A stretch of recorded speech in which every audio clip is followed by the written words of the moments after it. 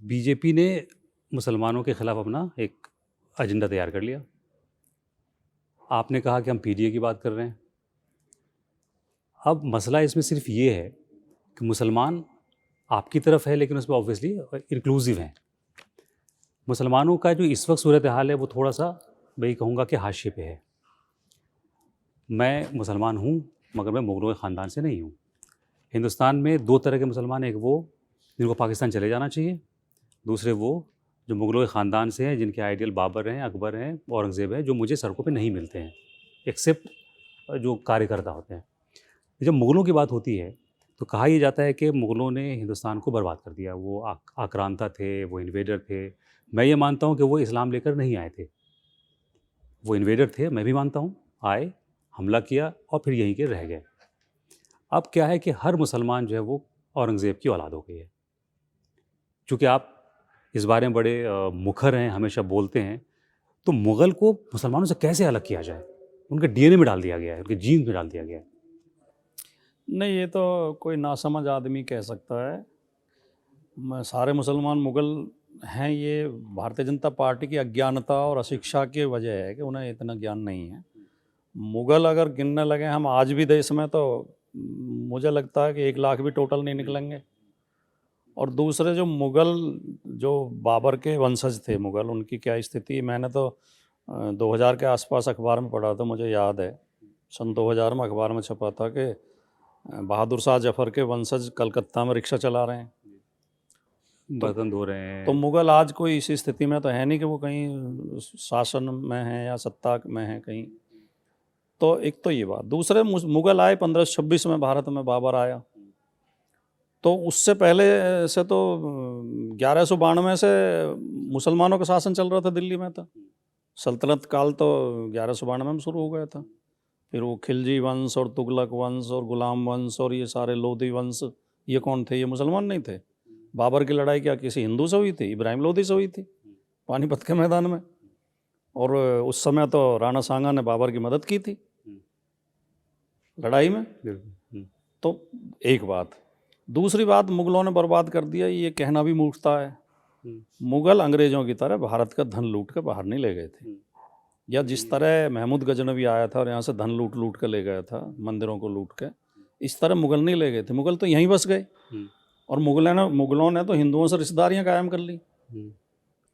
तो ये तो उस समय न तो न्यायालय थे, न मीडिया था, न कोई कानून था। तो उस समय तो राजा का आदेश ही कानून होता था।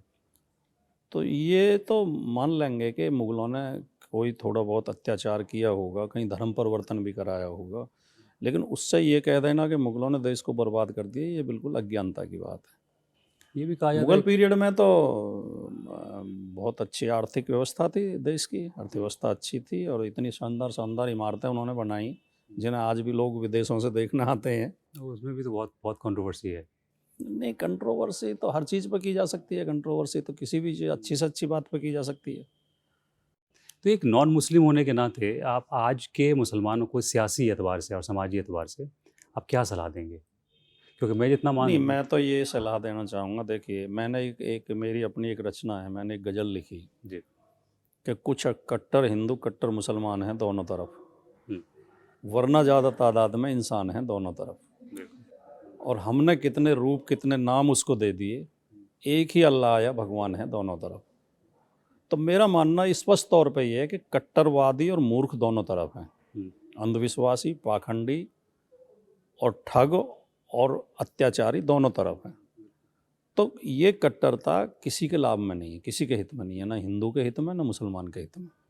हमें उदारता अपनानी चाहिए, साइंटिफिक सोच की तरफ बढ़ना चाहिए, बच्चों को पढ़ाना चाहिए, तर्कशील बातों की तरफ जाना चाहिए, और हमें भाईचारा कायम करना चाहिए, आपस में भाईचारा कायम करना चाहिए। यही देश हित में है, यही समाज हित में है, और यही अपने समुदाय के हित में है, चाहे हिंदू हो चाहे मुसलमान हो।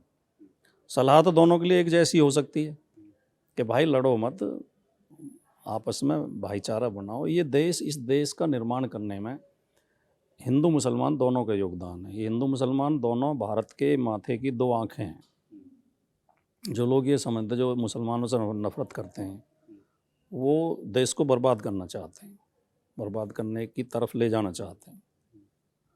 अगर देश में हिंदुओं ने अजंता एलोरा या अक्षरधाम जैसी इमारतें दी हैं, तो मुसलमानों ने भी जामा मस्जिद और लाल किला और ताजमहल दिए हैं। अगर हिंदुओं ने स्वतंत्रता संग्राम में अगर हमें चंद्रशेखर आज़ाद दिए, तो मुसलमानों ने भी अशफाकुल्ला खान दिए। अगर फिल्म के क्षेत्र में आए, अगर हिंदुओं ने किशोर कुमार और लता मंगेशकर दिए हैं, तो मुसलमानों ने भी हमें मोहम्मद रफ़ी और तलत अजीज़ दिए हैं। अगर हिंदुओं ने हरिप्रसाद चौरसिया दिए हैं, तो मुसलमानों ने भी बिस्मिल्लाह खान दिए हैं। तो किस क्षेत्र में मुसलमान पीछे हैं? अगर हिंदुओं ने सचिन तेंदुलकर और वो खिलाड़ी दिए हैं, तो मुसलमानों ने भी अजरुद्दीन और वो पठान अब खेल रहे हैं हमारे। मैं तो क्रिकेट कम देखता हूँ, इसलिए मुझे नाम याद नहीं रहते।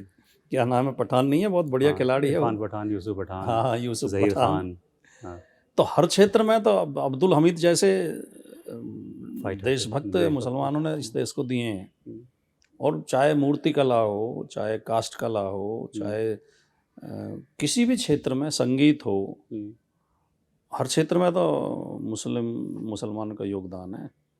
तो हमें ये समझना चाहिए कि देश सबका है।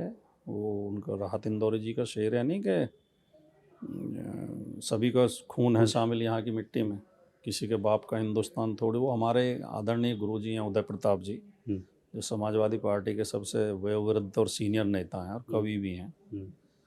उन्होंने एक बहुत शानदार वो लिखी है गज़ल के, न मेरा है न तेरा है, ये हिंदुस्तान सबका है, नहीं समझी गई ये बात तो नुकसान सबका है। बिल्कुल। तो हमें ये समझना चाहिए कि ये देश सबका है। बट आपके जो बयान में देखता सुनता रहता हूँ, आप इतने मुखर हैं कि अपने ही धर्म के संतों के ख़िलाफ़ कई बार बयान दे देते हैं और प्रॉफिट मोहम्मद के बारे में बड़ी अच्छी अच्छी बातें करते हैं। तो ये जो समझ है आपकी, ये पॉलिटिकल है या आपकी अपनी विचारधारा है? नहीं, पॉलिटिकली तो इससे नुकसान होता है। ये तो मेरी एक अपनी समझ और सोच है जी। देखिए, संत शब्द जो है बहुत सम्मानित शब्द है और संत बहुत महान व्यक्तित्व होता है। लेकिन संत की वेशभूषा में जो ठग घूम रहे हैं, मेरा उनसे विरोध है, संतों से विरोध नहीं है। जो असली संत होगा वो तो काम, क्रोध, मद, लोभ, मोह से मुक्त होगा। उसके अंदर तो मानवता होगी, वो ज्ञान की बात करेगा, सही दिशा दिखाएगा। अब आजकल ऐसे लोग ठग घूम रहे हैं संत के रूप में, जो कहते हैं कि हमारी कल रावण से बात हुई थी, हमने कहा हेलो डियर रावण, और कहता है कि हनुमान का नंबर मेरे पास है। एक उसका गुरु है, वो कहता है कि जो है ये पाठक और दीक्षित और ये त्रिगुणायत, ये ब्राह्मण जो नीच ब्राह्मण होते हैं, तो जो इस तरह की बात करें उन्हें कैसे संत मान लें? तो संतों से कोई विरोध नहीं है, महात्माओं से कोई विरोध नहीं है। संत और महात्मा वो होते हैं जो अपना सब कुछ त्याग के मानवता की सेवा में काम करते हैं। ये उल्टा काम कर रहे हैं, ये लोगों को लूट के अपना घर भर रहे हैं। चार्टेड प्लानों में उड़ते हैं, प्लेनों में उड़ते हैं, 5 स्टार होटल में रुकते हैं, बड़े बड़े आश्रम वो बना रखे हैं, एसी 5 स्टार आश्रम, और मोटी मोटी दक्षिणा लेते हैं। कथा कहने के 1-1 करोड़ 2-2 करोड़ रुपए लेते हैं, और फिर उन कथाओं में अंधविश्वास फैलाते हैं, जातिवाद फैलाते हैं। एक पार्टी का समर्थन करेंगे, दूसरी का विरोध करेंगे। संत को राजनीति की बातों से करने क्या मतलब कि इस पार्टी को वोट दो या उसे दो या इसे, तो ये इसलिए मैं कभी कभी विरोध भी मैं अपनी तरफ से नहीं करता। जब कोई सवाल पूछ लेता है तो मैं बोल देता हूँ। आपको क्या लगता है हिंदुस्तान के जो सोल है, जो रूह है, जो सेक्युलरिज्म है, वो बचा है अब या 100% बचा है? देखिए सुनिए, मैं इस बारे में बहुत आशान्वित हूँ और मेरे अंदर बहुत आत्मविश्वास है। हिंदुस्तान की जड़ें इतनी गहरी हैं, इसे इतनी आसानी से नहीं मिटाया जा सकता। यहाँ अंततः भाईचारे की ही जीत होगी, नफरत हारेगी, और हार चुकी है, अब लोग समझ चुके हैं। अब जो है, जो नफरत की राजनीति करने वाले हैं वो बिल्कुल ढलान पर हैं। अब लोग उन्हें पसंद नहीं कर रहे। ये इस देश की जो इसका देश का सोशल फैब्रिक है वो भाईचारे का फैब्रिक है, वो सर्वधर्म समभाव का फैब्रिक है। ये देश में इसमें भाईचारा जीतेगा, इंसानियत जीतेगी, मोहब्बत जीतेगी और नफरत हारेगी। ये मेरा पूरे 100% मुझे विश्वास है।